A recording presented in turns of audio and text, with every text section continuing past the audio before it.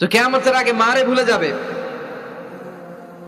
মাকে ভুলে গিয়ে স্ত্রীর পেছনে পেছনে দৌড়াবে। খবরদার, খবরদার। আপনি নামাজি হতে পারেন, মুসল্লি হতে পারেন, হাজী সাহেব হতে পারেন, কিন্তু মা যদি বদদোয়া দেয় আপনার সব শেষ, দুনিয়াও শেষ, আখিরাতও শেষ। মায়ের মর্যাদা বাবার চেয়ে 3 গুণ বেশি।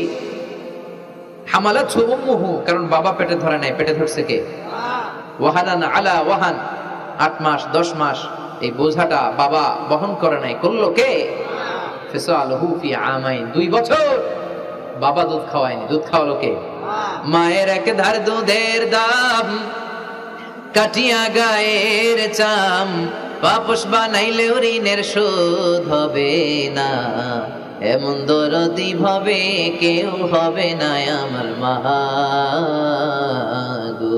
ঠিক কিনা? লাউ কাতা'তা জিলদাক, আপনার গায়ের চামড়া কেটেও যদি মায়ের পায়ের জুতা বানিয়ে দেন, কি বানিয়ে দেন? কি দিয়ে? গায়ের চামড়া দিয়ে। এই যে 2 বছর যে দুধ খাইলাম, এই দুধের 1 ঢোক দুধের শোধটাও আদায় হবে না।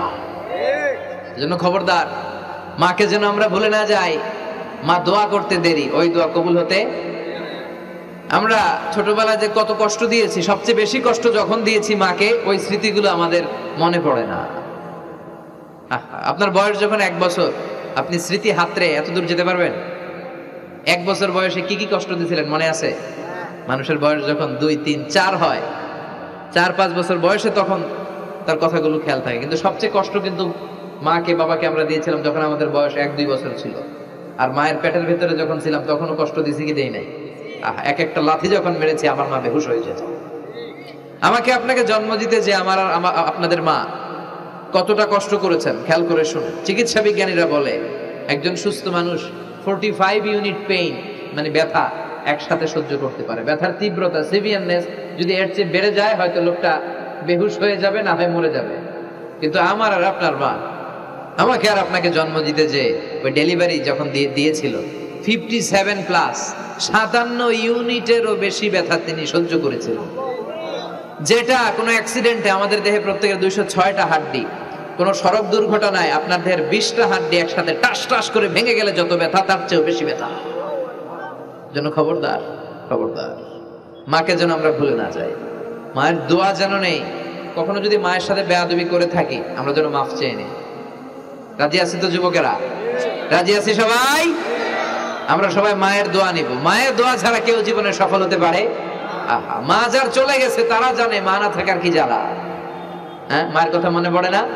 যখন রাত্রি নিঝুম, এই চোখে ঘুম, একলা শূন্য ঘরে, তোমায় মনে পড়ে মাগো, তোমায় মনে পড়ে, জানি তোমার দোয়া পেলে উঠব সকল বাধা ঠেলে, তোমার দোয়া সকল কাজে ঝরছে মাথায় পড়ে, তোমায় মনে পড়ে মাগো, তোমায় মনে পড়ে, যখন রাত্রি নিঝুম, এই চোখে ঘুম, একলা শূন্য ঘরে, তোমায় মনে পড়ে মাগো, তোমায় মনে পড়ে।